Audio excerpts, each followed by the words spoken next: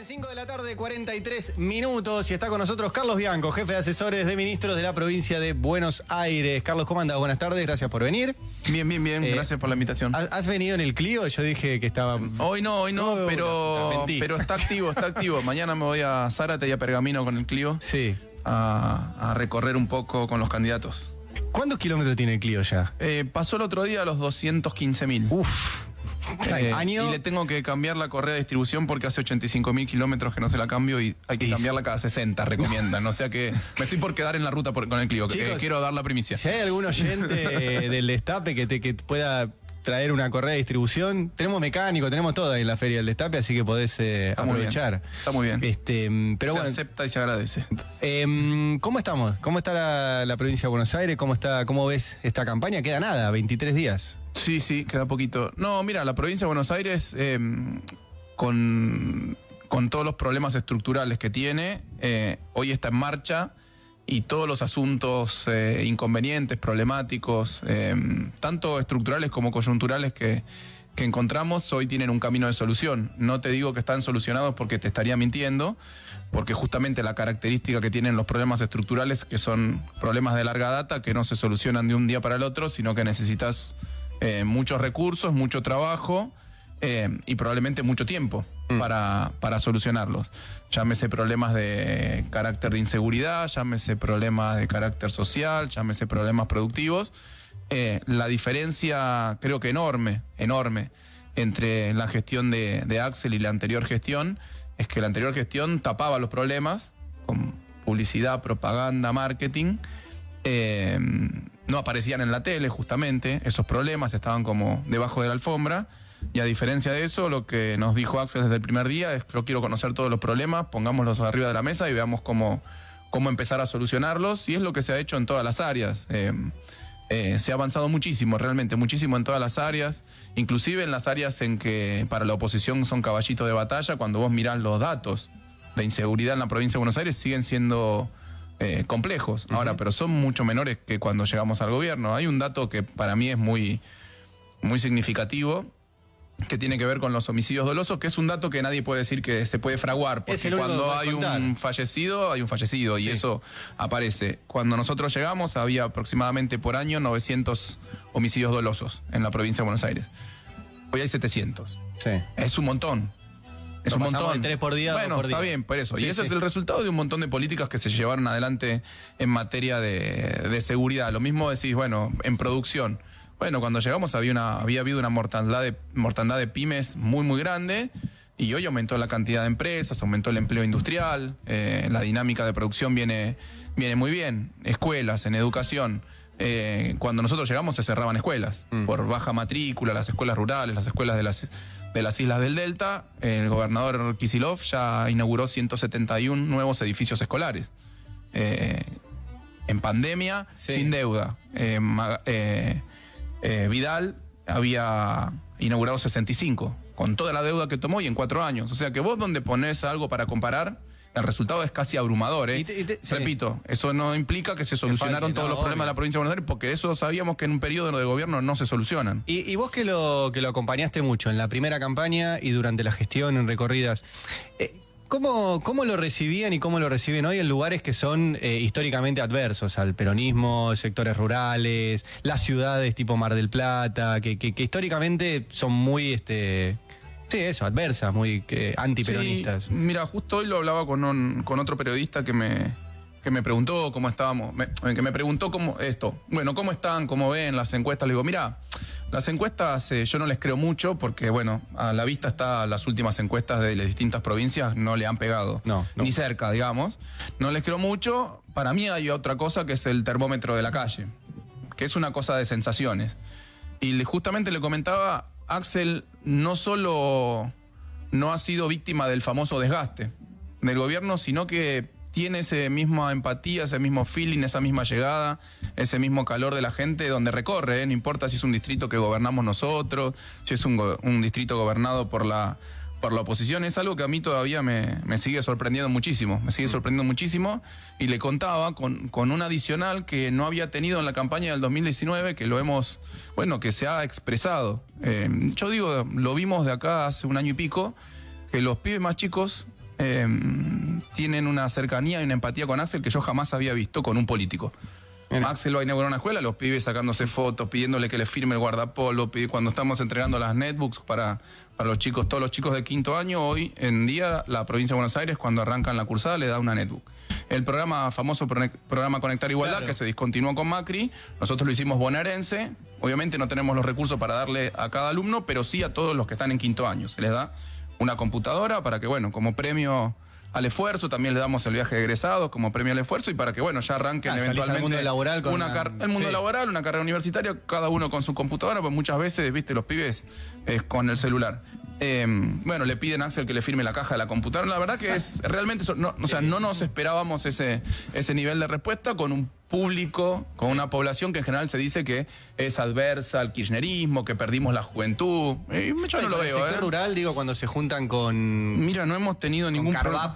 No, hemos tenido... Mira, el gobernador ha tenido muchísimas reuniones, obviamente con el ministro de Desarrollo Agrario, con Javier Rodríguez, y la verdad que la relación es muy, muy buena. Yo no sé después si las dirigencias, bueno, ideológicamente no son cercanas a nosotros, pero todas las políticas provinciales que se han desarrollado vinculadas con la producción agropecuaria son muy bienvenidas. Desde las políticas de seguridad rural, nosotros hemos construido una fuerza específica y una escuela de policía específica para la policía rural, con las particularidades que tiene el delito en el interior de la provincia de Buenos Aires, que no tiene nada que ver con la cuestión urbana, el delito rural. Todos los créditos del Banco Provincia, es el banco que más crédito productivo ha dado al sector agropecuario de toda la Argentina, con todas las exenciones tributarias que se le ha dado en el marco de la sequía por parte de ARBA. Bueno, muchísimas, la política de caminos rurales es una política totalmente novedosa. El otro día me recordaban que el ministro de Vidal, Sarkis, había anunciado 2 veces el programa de caminos rurales. Y no estaba. Había dicho que iba a mejorar 12.000 kilómetros de caminos rurales y lo anunció 2 veces y nunca lo puso en práctica. Nosotros ya llevamos más de 4.000 kilómetros de caminos rurales. Bueno, hay un montón de políticas y la verdad que el sector agropecuario las adopta. Me hiciste acordar con el Banco Provincia. ¿Se acuerdan? Hace un tiempo hablamos con Celina Batakis, la presidenta del Banco Nación. Y contaba un poco lo mismo. Creo que venían justo de Expo Agro. Eran en esos días. Y contaba, que el Banco Nación era el principal prestamista, no solo en Expo Agro, sino a nivel de empresas. Y que el segundo era el Banco Provincia. 2 bancas públicas financiando la actividad privada a tasas negativas, pero para que la actividad privada genere movimiento. Digamos subsidiadas, porque hay gente que le molesta el concepto subsidiado cuando le das algo a un pobre, cuando le das algo a un productor o a un beneficiario que es un productor rural, está bien el subsidio, pero cuando se lo das a una persona que no tiene recursos para comer, qué desastre, ¿no? Totalmente. No, y charlábamos diciendo, qué bueno sería mostrar más eso. Digo, por ejemplo, este producto se viste como la factura que te llega, esta factura viene con subsidio del Estado Nacional. Bueno, este quintal de soja se hizo con subsidio de fondos públicos, pues pasa también. Pero los acusan de estatistas, de antiempresa, de que no le quiere la actividad privada, de que ponen trabas, de que cobran impuestos de más, etcétera, etcétera. Y en los números, por lo menos en lo que es financiamiento, no es. No, para nada. Y tampoco en la cuestión de la presión fiscal. Hoy Santilli dijo que la provincia de Buenos Aires era la que tenía mayor presión fiscal en la Argentina. Por suerte, nuestro director ejecutivo de Arbas le salió a contestar muy claramente que no era así, que era falso. Pero más allá de eso, la política de incentivos a la producción que ha tenido nuestra gestión, con el ministro Augusto Costa, desarrollo productivo, desarrollo agrario, ARBA, el Banco Provincia, múltiples herramientas, múltiples instrumentos. Porque además siempre se ha querido instalar como que el peronismo está en contra del campo, ¿viste? Como el peronismo está en contra del campo, está a favor del conurbano, pero en contra... Y la verdad que no hay nada más lejano a eso que una mentira, inclusive en términos históricos. Cuando vos recorres la provincia de Buenos Aires, pueblito al que vayas, tenés las colonias, tenés los pequeños chacareros, y cuando averiguás un poquito son todas tierras que loteó y entregó Perón. O sea que todas esas colonias productivas agrícolas tienen que ver con el peronismo, nacen con el peronismo. Los latifundios es otra historia. No, claro. Los latifundios es otra historia. Pero todas las colonias productivas de chacareros, el problema es que Perón también puso el estatuto del plan rural. Entonces. Bueno, también. Ahí se generó alguna controversia, de culo, pero bueno. Marian. Carlos, Desde que se, digamos, creó la idea del 6x6, ¿no? Como un programa que iba a tener una continuidad necesaria en una gestión siguiente, que ustedes tienen en claro, junto con el gobernador, de que querían ir por una reelección. Sin embargo, hasta te diría, los últimos 10 días antes de que se cerraran las listas y demás, todavía Axel Kicillof era una opción para la presidencia, se lo mencionaba por lo menos como una opción para la presidencia. Digo, ¿costó convencer a los propios, más que a los otros, digo, más que a los ajenos, que él tenía que competir nuevamente en la provincia de Buenos Aires y no a nivel nacional? Mira, dos cosas ahí. Una cosa sobre la primera parte. Cuando Axel lanza el 6x6, no tenía como objetivo pensar en una reelección, tenía como un objetivo muy concreto, que era dar cuenta, poner en valor y analizar y diagnosticar una situación que se dio muy compleja en la provincia de Buenos Aires, que a los 4 años de desastre absoluto, de emergencia absoluta, que dejó Vidal en la provincia, y no lo digo yo, las primeras leyes que se aprobaron por la legislatura con voto unánime de la gestión actual fueron 7 emergencias de seguridad, de educación, de salud, administrativa, tecnológica, productiva, en la que encontramos la provincia de Buenos Aires, y la votaron todos los legisladores de Juntos por el Cambio. O sea que los legisladores votaron que cuando llegamos nosotros estábamos en una provincia en total emergencia. A eso se sumaron los 2 años de pandemia, que la verdad que nosotros traíamos un programa de trabajo, un proyecto, prioridades, habíamos pensado cómo asignar los recursos, vino la pandemia y bueno, tuviste que modificar eso por una urgencia, y efectivamente cuando pasó lo peor de la pandemia, como se suele decir, no fue magia, sino que fue la vacuna, los 45 millones de dosis que se inocularon en la provincia de Buenos Aires. Ahí lo que analizamos con el gabinete es que, bueno, ahora empieza nuestro verdadero programa de trabajo, nuestro verdadero programa de gobierno, que en 2 años claramente no va a modificar la situación estructural ni los problemas coyunturales que había sumado a eso la pandemia. Entonces dijimos, hagamos un programa de 6 años de trabajo.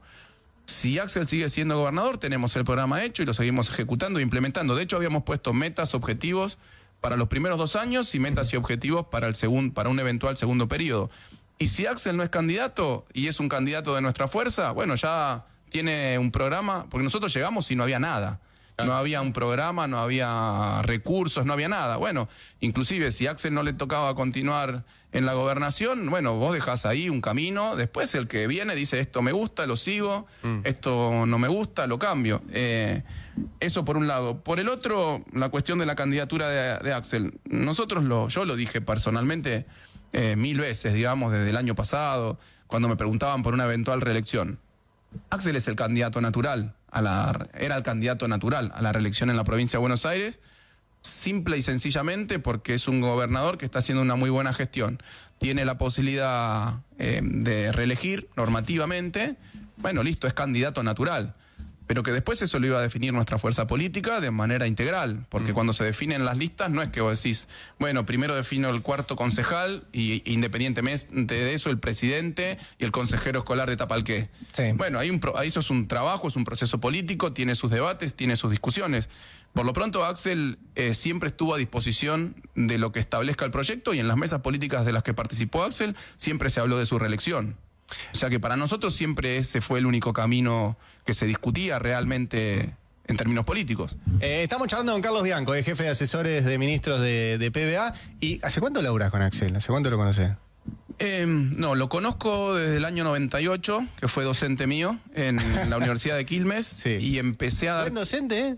Increíble. ¿Sí? Sí, Okay. Increíble. Me animo a decir que su principal virtud es la docencia. ¿Ah, sí? No, es increíble, es increíble. Es muy bueno, es muy bueno. Y después empecé a dar clases con él cuando me recibí en la Universidad de Quilmes, me echaron en ese momento de la Universidad de Quilmes por un tema político y me fui a dar clases con Axel a la UBA en el 2002, creo que fue. Sí. Y después los compañeros y las compañeras tenían un centro de estudios, el Senda, Sí. y yo empecé a dar clases con ellos en el 2002 y me incorporé al centro de estudios en el 2005, si mal no recuerdo, y después, bueno, en la gestión a partir de 2011 en Cancillería. Claro. Vos estabas en el Después- equipo de Cancillería, de Yo Comercio estaba, Exterior, con Timerman. sí, con Timerman. Este, Con Timerman. Con bien. Ceci Naón, con Augusto Costa, con Agustín Avila, bueno, varios Que compañeros. son los que están ahora también en el gabinete de Axel. Justo ahora acaban de mandar que está Axel Kicillof con Sergio Massa en el Parque Industrial y Tecnológico de Varela. Florencio Varela, con el intendente también Andrés Watson. ¿Cómo vieron ustedes la candidatura de Massa? Pero más allá de ustedes personalmente, ¿cómo vieron que cayó? A ver, ustedes son una identificación muy clara del kirchnerismo. ¿Sí? Paladar negro, es lo que dicen. Bueno, kirchnerismo para dar negro. Massa no es kirchnerismo para dar negro. Y hubo, digamos, hubo toda una situación que ya le hemos contado, todos la vivieron, de las candidaturas, de Guado, que se bajó, apareció Massa, pum, pam. Y ahora es el candidato. Y se nota que es un candidato apoyado por la superestructura. Digo, Cristina hace actos con él. Axel es el cuarto acto que hace en las últimas semanas con Massa, o sea, hay un apoyo. Ahora, ¿cómo lo ven ustedes y cómo discuten ustedes con la base, con la militancia, con la gente que se cruzan en la calle, que donde hubo cierta resistencia y hay cierta crítica también a que sea Massa el candidato? ¿Cómo lo charlan? Sí, no, efectivamente, a ver, lo hemos dicho siempre, nosotros siempre tuvimos determinadas diferencias, matices, con Sergio, pero también con otros compañeros y compañeras de nuestro frente político. Cada uno tiene su ideología, su orientación, etcétera, y eso no está ni bien ni mal. Dicho esto, y creo que lo explicó también muy, muy claramente Cristina en su momento, los candidatos se definen entendiendo el contexto. En donde se definen, en donde uno está parado políticamente, económicamente, socialmente, analizando la situación geopolítica. Bueno, hay varias cuestiones que se analizan y que se piensan para elegir un candidato. Sergio, además, en un momento muy, muy complejo de la economía argentina, recordemos el año pasado, cuando, bueno, Guzmán intempestivamente renuncia, después estuvo un periodo justamente Silvina, vos acordate que en ese momento la oposición ya estaba llamando a Una asamblea legislativa. a una asamblea legislativa, a decir que no terminábamos el mandato, que no pasábamos diciembre del año pasado, diciembre del año pasado, con una misión muy clara que era estabilizar la situación económica que había, también con un objetivo de bajar la inflación. La estabilización se pudo llevar a cabo, no con mucha complejidad, porque la situación macroeconómica argentina es muy grave y tiene que ver con la deuda que quedó en el FMI y también con la deuda privada, porque el año que viene tenemos 25.000 millones de dólares de vencimientos del FMI y de deuda privada. Sí. O sea que no es un problema lo del FMI, pero también es un problema la cantidad de deuda privada y de corto plazo y en dólares que se tomó en el periodo de Macri, que con uno como que, bueno, listo, se reestructuró esa deuda y desapareció. No, se reestructuró, los primeros años no tenía vencimientos de capital e intereses y el año que viene empiezan los vencimientos de capital e intereses, además de los del FMI, los de la deuda privada. La que reestructuró Guzmán. La que reestructuró a Guzmán. Sí. Por eso, es un combo el que nos dejaron. Es una bola, viste que ahora les gusta a ellos hablar de la bola de nieve, la papa caliente, no sé qué. La bola de nieve y la papa caliente se la dejaron al peronismo para gobernar todo este tiempo. No al peronismo, se la dejaron al pueblo argentino. Sí. Se la dejaron al pueblo argentino. Pero lo que te decía, Sergio se hizo cargo de esa situación muy, muy compleja. La pudo estabilizar. Hubo en otras cuestiones que por distintas razones, algunas tienen que ver con lo coyuntural. En el medio, cuando te están faltando reservas, vos tenés la peor sequía de la historia, que te impide hacerte de 20.000 millones de dólares. Y bueno, es compleja llevar esa gestión adelante. Y me parece que, bueno, Sergio ha hecho un esfuerzo, ha mostrado mucha prepotencia de trabajo, él y todo su equipo, y dado ese contexto y analizando la situación económica, la situación política, el armado integral de las listas, nuestra fuerza política decidió que él sea el candidato. Nosotros estamos tremendamente conformes y tremendamente al servicio de esa candidatura en la provincia de Buenos Aires. Acá no hay, como se decía alguna vez, no, el kirchnerismo, Kicillof se quiere alambrar la provincia y desligarse de lo nacional. Inclusive planteaban, ¿no? Kicillof va a desdoblar las elecciones. No, acá la suerte corre en conjunto.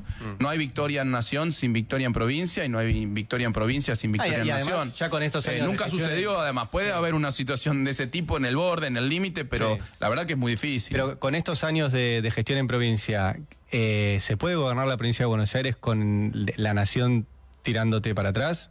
Es más difícil.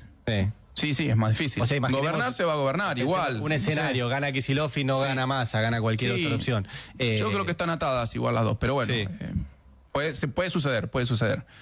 va a ser mucho más difícil, sí, claro. Hablabas Pero, recién... perdón, Sí, sobre sí. todo por una cuestión de recursos. No, claro. La provincia de Buenos Aires, lo dijimos hasta el hartazgo, genera el 40% de todo, como mínimo el 40% Sí. de todo lo que se produce, de todo lo que se genera en la Argentina y recibe solamente el 22% de la masa de recursos coparticipables. Mayor injusticia yo no recuerdo en términos distributivos. Envejeció Y bueno, mal la ley de coparticipación. envejeció horrible. horrible. Mucha mierda. Horrible. No, un error histórico, bueno, del radicalismo en los 80. Claro. Y La quedó verdad, así. la verdad. Sí. Digo, que tenía una buena intención, que era distribuir de modo, ni siquiera de modo más sequito, hacer una transferencia muy solidaria desde la provincia de Buenos Aires hacia las provincias, sobre todo del norte, para, en principio el objetivo era evitar la migración interna, Sí. estén en mejores condiciones los ciudadanos, los argentinos y argentinas que viven en el norte, para que no tengan que emigrar a la provincia de Buenos Aires. Con esos recursos que se dio solidariamente la provincia de Buenos Aires, seguramente se hicieron más puentes, más rutas, más hospitales, más escuelas. Claro. Ahora, lo que no sucedió es que se transformaron en lugares en donde se genera mucho empleo. No. Y vos podés tener una ruta, un hospital o una escuela, pero si no tenés laburo, te vas al conurbano igual. Donde subió la donde población. había laburo. Y donde subió la Y población. donde subió de la los 80 población. acá muchísimo. Claro, bueno, fue un error estratégico, creo. Hablabas antes, Carlos, respecto a Sergio Massa como una síntesis, como una decisión, digamos, para acompañar, más allá de lo que haya dicho en el pasado, bueno, un poco también revalidando a partir de su gestión en el Ministerio de Economía y, en definitiva, con el discurso que va en línea, digamos, con lo que hoy el kirchnerismo defiende. Y en las últimas horas también hizo campaña con su rival en la interna, el gobernador. Estuvo con Grabois, allí en Berisso, en una cooperativa. ¿Cómo se hace ese equilibrio? No, es que no necesariamente es un equilibrio. Axel es candidato de los dos. Grabois es presidente y el candidato a gobernador de Grabois es Axel. Massa es candidato a presidente y el candidato a gobernador de Massa es Axel. O sea que Axel tiene que sí o sí hacer campaña con sus colegas, con sus compañeros, con los otros candidatos. Es lo normal y es lo natural. En el momento que se define que va a haber una PASO con dos candidatos, pero que Axel va a acompañarlos a los dos en la misma boleta, nadie se puede poner nervioso porque haga un acto con uno o acto con otro. No es un equilibrio, es lo normal, lo natural, digamos, hacer campaña con los dos. Claro. Te hago una consulta, porque me quedé pensando hace un rato. Tu especialidad es el comercio exterior. En algún momento lo fue. Sí. Ya no sé si es esa. Bueno, digo. pero- Ya no sé si es esa. Tu título dice licenciado Sí, sí. en comercio exterior. Hace rato que no me dedico. Pero... ¿Qué necesita la Argentina para que su comercio exterior se balancee? Porque tenemos un desbalance grande. ¿Qué necesita? Porque entiendo que no es solo comercio exterior, que es qué producimos, en dónde nos Sí. enfocamos, en dónde invertimos. Tenemos el litio ahora como una cuestión fundamental que no está en la provincia de Buenos Aires, pero bueno, tiene que ver con el proyecto de país de qué decidimos producir, para qué exportar, para que nos den los dólares para importar y crecer, digamos. Eso es un poquito el esquema. ¿Qué tienen ustedes o qué pensás vos sobre eso? Mira, en principio hay romper un mito. Argentina suele ser un país en materia de comercio de bienes tangibles, ¿no? Suele ser un país superavitario. O sea que Argentina suele exportar bienes más de lo que importa. Después tenés un saldo negativo en el comercio internacional de servicios, que en Argentina es fuertemente deficitario en materia de servicios. Pero en los últimos años, digamos, a partir de la dictadura militar, se agregó un nuevo componente a la demanda de dólares, que es el sector financiero. O sea, el endeudamiento, las distintas tandas de endeudamiento que ha tenido la Argentina, particularmente a partir de la dictadura militar, después con el menemismo, después con el macrismo, lo que llevaron es a que Argentina tenga una necesidad de generar dólares adicionales, no solo para equilibrar su comercio exterior de bienes y servicios, sino para pagar los capitales, los vencimientos de capital e intereses de la deuda externa. Eso lo lleva a Argentina justamente a tener un problema estructural, bueno, que Cristina siempre lo nombra, que distintos académicos lo han caracterizado como el problema de la brecha externa, de la restricción externa. Diamant, Brown y Joy, históricos economistas que analizaron la estructura económica argentina lo mostraron, y que significa que en la medida que la economía argentina, por su estructura económica dual, digamos, un sector industrial que requiere de muchas importaciones de partes, piezas, componentes, en su momento combustibles, para crecer, genera un nivel de importaciones mucho más grande la elasticidad se la suele llamar en términos técnicos, una elasticidad de importaciones, ponerle que de 3-1 por cada punto de crecimiento, crecen 3% las exportaciones, a eso se le suman las necesidades del pago de dólares financieros hacia el exterior, por las que las sociedades son más o menos prósperas del mundo. Y en todos los procesos de desarrollo e industrialización acelerada, había políticas muy fuertes, muy restrictivas, respecto de la oferta de dólares, de en qué se usaban los dólares que se podían obtener a partir de las exportaciones o a través eventualmente del endeudamiento. No sé, para ir un caso que es histórico y que todos señalan el proceso tan exitoso que tuvo desarrollo Corea del Sur a partir de los años 60, primero con una dictadura militar bastante sangrienta, que duró más de 30 años, del General Park. Pero en ese régimen la gente no se podía ir al exterior directamente, no podía salir del país salvo un permiso específico del gobierno coreano para no gastar dólares, era eso. Del gobierno coreano, del gobierno coreano para que vaya a estudiar, se reciban y vuelvan a Corea del Sur. Los empresarios que no aceptaban la política de manejo de las divisas los metían presos. Bueno, por eso digo, y no estoy diciendo que hay que hacer esto. Lo que estoy diciendo es que todos los países que tuvieron un proceso de industrialización exitoso, con un problema inicial de reservas, establecieron determinados controles o apuntaron muy claramente a cuál debería ser el uso de esas reservas. Y después, sí, se necesita un fomento exportador, pero sobre todo de valor agregado. Hay algunos que solo hablan de que, lo único que sirve para que la Argentina se salve es exportar y exportar. Yo digo, no sé, no necesariamente, digamos, porque muchas veces los procesos que fueron agroexportadores o mineroexportadores pueden haber generado cierta estabilidad, cierto crecimiento al país, pero muchas veces con una distribución del ingreso muy mala, muy mala. Hay que hacer un poquito de historia argentina y uno se va a dar cuenta muy rápidamente de ese una fenómeno. más, puede ser. Sí. Porque va en línea con esto que está hablando Carly sobre el tema también del perfil, ¿no?, productivo que tiene la provincia de Buenos Aires. Digo, se estuvo hablando en los últimos tiempos de la posibilidad de esa planta para licuar el gas y empezar a exportar desde Bahía Blanca. Hay exploraciones también en el offshore allí de Mar del Plata. Digo, ¿cómo te cambia el perfil productivo de la provincia cuando todo eso avance y se desarrolle? Y sobre todo también en esa ecuación, ¿no?, en la cual también empiezan a entrar los dólares. Sí. Mira, el futuro de la provincia de Buenos Aires y el perfil productivo o el cambio o transformación que va a tener seguramente la provincia de Buenos Aires del perfil productivo está muy fuertemente asociado a las vías navegables por un lado y al sector energético por el otro. La provincia de Buenos Aires ya es el corazón industrial de la Argentina, explica casi el 50% de la producción industrial, ya es la principal provincia agropecuaria de la Argentina, es la quinta provincia minera de Argentina, a pesar de que nadie diría que la provincia de Buenos Aires es una provincia minera, todas las rocas de aplicación y los minerales no metalíferos de la zona de Olavarría, Azul, etcétera, quinta provincia minera, pero además con todo lo que se está trabajando en materia, de soberanía y de desarrollo de las vías navegables, Argentina y eso vinculado a lo energético, la provincia de Buenos Aires se puede transformar efectivamente o puede transformar muy rápidamente su perfil productivo, inclusive exportador o de generación de energía para la industrialización. Ahí te marco varios proyectos estructurales en donde nosotros estamos trabajando, involucrados, en algunos casos directamente, en otros indirectamente porque no son competencias del gobierno provincial, pero la vía troncal navegable, lo que se conocía como la hidrovía. Por primera vez, la provincia de Buenos Aires participa de las definiciones que se toman en la vía troncal navegable a través del ente de la hidrovía o de eso, que es una salida exportadora de comercio internacional muy fuerte.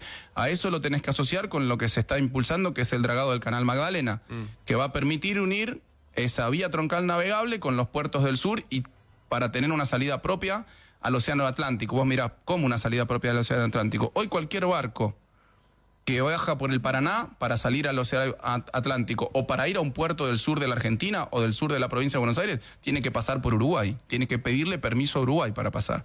Tiene que cruzar a través del canal Punta Indio, pedir permiso a Uruguay, retomar por el mar argentino y volver a la provincia de Buenos Aires. Bueno, eso va a facilitar muchísimo porque además va a facilitar todos los servicios que se generen en la zona del Canal Magdalena. A eso sumale, un poquito más, me estoy yendo de norte a sur, a eso sumale la exploración offshore que está teniendo lugar. Ahora en diciembre va a ser la perforación del Pozo Argerich, del CAN 100, el Pozo Argerich, y hay en exploración otras áreas, CAN 104, CAN 107, en donde participan Shell, Equinor, en conjunto con YPF. Te vas un poquito más al sur y tenés lo que decís vos, la planta de licuefacción de Petronas en Bahía Blanca y todo el polo gasífero y el polo de plásticos, de inyección de plástico, de todos los productos derivados del gas. Eso ahora conecta por abajo, va a conectar por abajo con el gasoducto Néstor Kirchner. O sea, vos mirá el cambio en la forma, claro, en la transformación productiva que está teniendo lugar en la provincia de Buenos Aires, y eso, más allá de lo productivo, de la generación de riqueza, de valor, es una cuestión de defensa de la soberanía, de los ríos, de las vías navegables de la Argentina y de la provincia de Buenos Aires. Carlos, gracias por venirte y cambiar la correa de distribución, porque Sí, si no... ya, mira, la semana pasada le hice frenos, neumáticos, Sí. y algunas cosas, 400.000 pesos me gasté No, para es poner que- en condiciones al Clio. Ahora me falta la correa de distribución. Se rompe la correa, te rompe todo el motor. Necesitamos ponernos en campaña para conseguir una correa de distribución al Se Clio acepta entre canje, los se oyentes. acepta canje. Sí, Se acepta necesitamos un aporte de campaña, no es un aporte, lo registramos como aporte de campaña Está muy bien. del cambio de correa. Bueno, está bien, pero juntamos, qué sé yo, ¿quieren que gane Kicillof o no quieren que gane Kicillof? La otra vez ganó por el Clio. Sí, sí. Bueno, Carlos, gracias por haber venido. Estuvimos ustedes. charlando con Carlos Bianco, es jefe de asesores de ministros de la provincia de Buenos Aires.